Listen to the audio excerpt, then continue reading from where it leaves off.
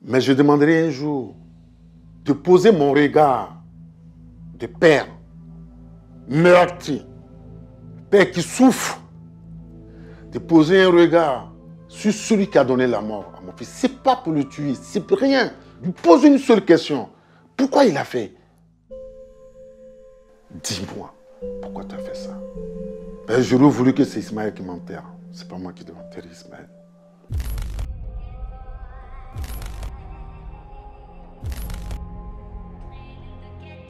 Je m'appelle Adama Kamara.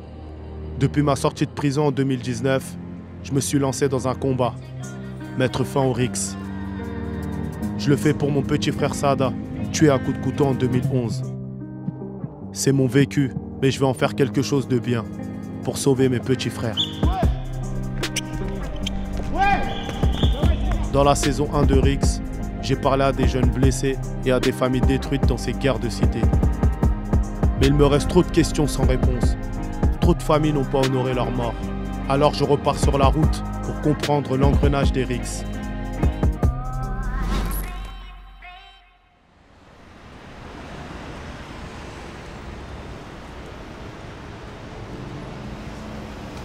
Dans cet épisode, je vais vous parler du combat d'un père pour la mémoire de son fils.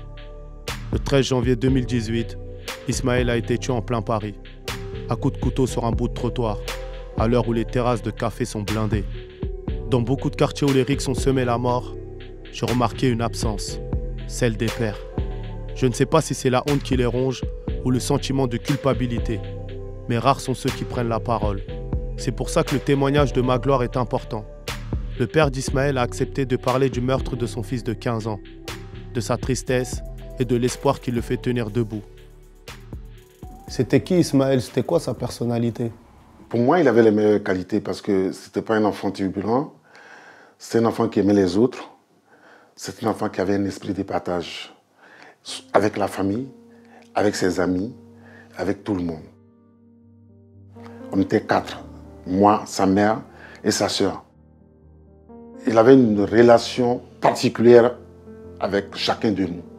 Il suffisait simplement d'un petit regard et on se comprenait. C'était très fusionnel. Très fusionnel. Et c'était quoi ses passions à Ismo? Il a commencé au foot, et puis la musique. Donc c'était le rap et le foot à fond.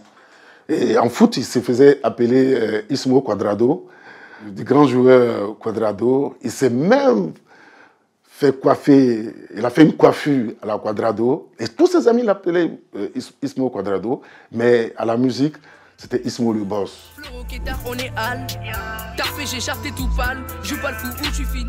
Depuis plusieurs semaines, la tension montait entre les jeunes de Riquet, un quartier du 19e arrondissement, et ceux de La Roquette, le quartier d'Ismo. Le soir du drame, Ismaël et son groupe venaient de boucler le tournage d'un clip. Plusieurs bagarres ont eu lieu dans la soirée, jusqu'à ce que Ismo ne se relève pas. Il a été tué avec un Opinel 13, un couteau dont la lame mesure 22 cm. À l'époque, Magloire n'habitait pas à Paris. Il faisait des allers-retours réguliers depuis Abidjan où il travaillait comme fonctionnaire. C'est là-bas qu'il a appris la nouvelle. Et à 2h, 3h du matin, on toque à mort à ma porte.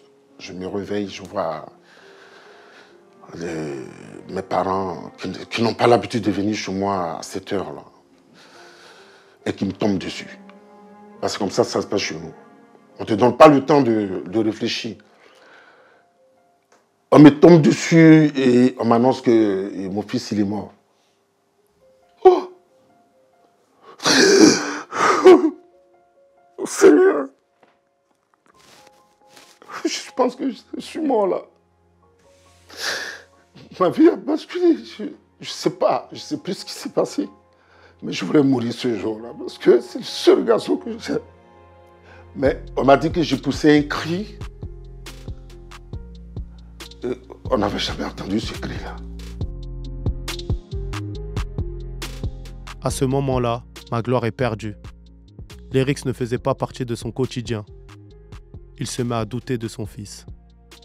On te dit, ton fils a été tué par d'autres personnes. Il a reçu un coup de couteau. Tout de suite, je me dis, oh là là, le petit m'a trompé. Il m'a trompé. Comment il peut recevoir un coup de couteau? C'est des histoires bizarres qui se passent en France. Mais après, quand j'ai vu les conditions dans lesquelles il est mort, ben, j'ai été soulagé. Parce que, tiens-toi bien, si c'est mon fils qui avait tué, je n'avais pas venu faire les funérailles. Ah. Salut Ismo, salut petit. Ton paps, il est là. Allez, je te rappelle.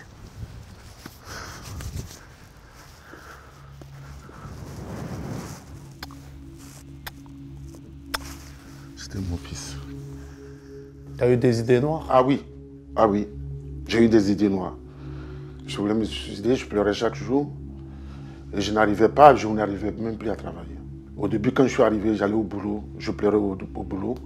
Je dis, bon, ok, la meilleure solution pour moi, pour ne pas trop souffrir, je coupe tout, je laisse, je suis parti d'Abidjan. Et depuis 2020, je suis là. Magloire s'est installé à Paris après la mort d'Ismo. Il a abandonné sa vie en Côte d'Ivoire pour épauler sa femme et sa fille.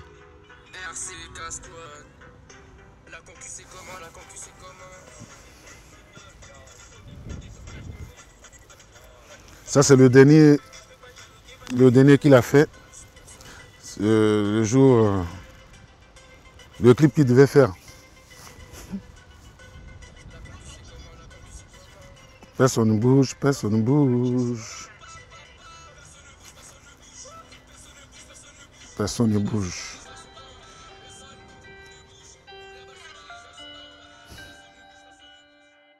Ismaël a été tué rue de la Roquette, une rue vivante en plein Paris, là où il a passé toute sa jeunesse. C'est là aussi qu'ont marché plusieurs centaines de personnes, quelques jours après sa mort. Une fresque a même été réalisée dans le square de la Roquette, là où Ismo jouait au foot et tournait la plupart de ses clips. Magloire y passe beaucoup de temps. Il se reconstruit dans le quartier de son fils. Avant d'arriver, man, on est passé par la rue de la Roquette. Ça représente quoi pour toi, la rue de la Roquette? Aujourd'hui, c'est un symbole pour moi. Et le 11e, c'était un peu son village. Il appelait le 11e son village. C'est comme s'il était né là et il est mort là. Donc c'est notre vie aujourd'hui. C'est pour ça que chaque jour que je m'élève, quand je viens à la rue de la Roquette, je vois ses amis, je passe là, je fais la navette, vous voyez, non? Ouais, et quand je viens, il t'appelle tonton. Voilà, quand je les vois, je suis heureux. Et là, j'ai la vie devant moi. Je me dis, ben, ils m'ont ressuscité. J'ai un petit regard positif sur eux. Je suis fier d'eux. Ismaël n'est plus là, mais eux, ils sont là. C'est très important pour moi et ma petite famille.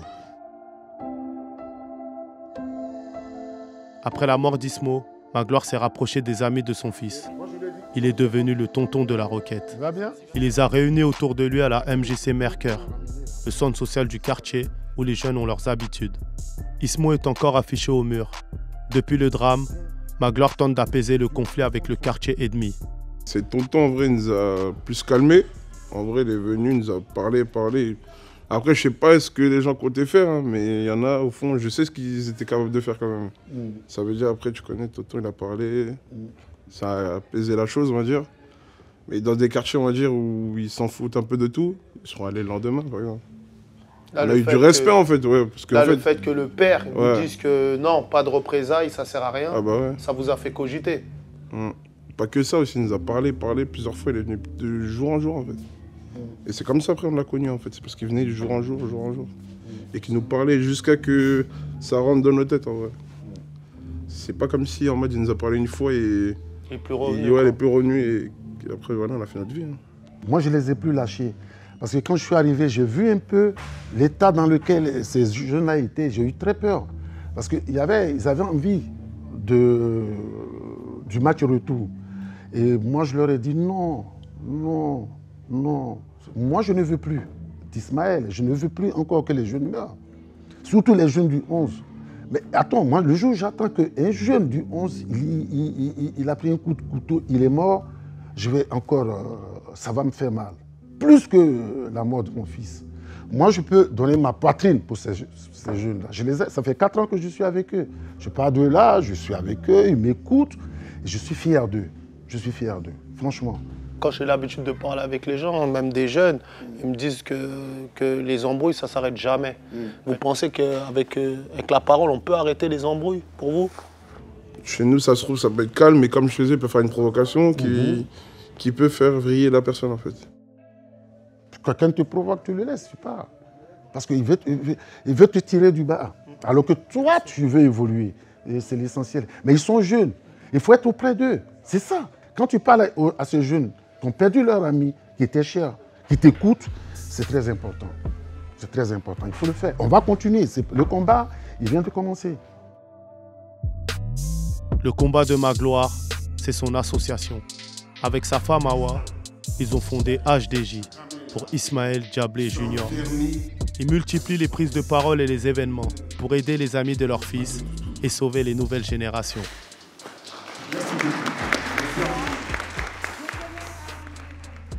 Quand il est parti, nous, on a eu mal. Eux, ils ont eu mal.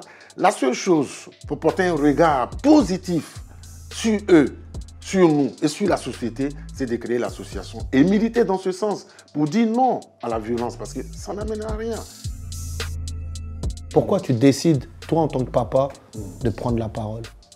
Pour dire à nos pères, à mes frères, à tout le monde, non, ça ne s'arrête pas aux femmes, ça ne s'arrête pas aux jeunes. Nous tous, on doit être dans le combat. Chaque jour que je sors, je pense à mon fils. Et je pense à tous ces jeunes. C'est maintenant que j'ai compris la chose. Le mal que j'ai eu, je l'ai changé en bien.